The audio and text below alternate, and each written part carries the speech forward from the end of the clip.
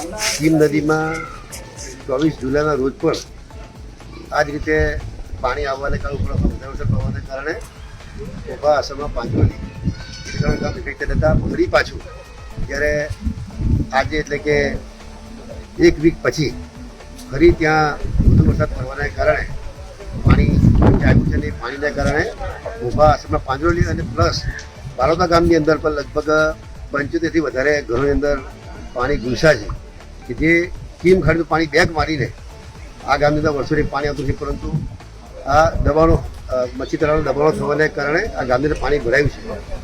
આ વરસાદ બંધ થયેથી તમામ જે પાણી જવાનો માર્ગ છે એને ખુલ્લો કરવામાં આવશે અને રોહિણી તંત્ર દ્વારા પણ એસડીએમ શ્રી, મામલતદાર શ્રી, ટીડીઓ શ્રી અને સાથે સાથે દરેક તલાટીશ્રીઓ, શિક્ષક મિત્રો પણ આ કામમાં જોતરાઈને ગામની અંદર કોઈ તકલીફ ના પડે એના માટે કાળજી રાખી રહ્યા છે. સાથે સાથે આરોગ્યની ટીમ પણ જ્યાં જ્યાં ફ્લડ આવ્યું છે, જે ઘરમાં પાણી ભરાય ત્યાં આરોગ્યની ટીમ જઈને પણ એમને મેડિસિન આપી રહ્યા છે.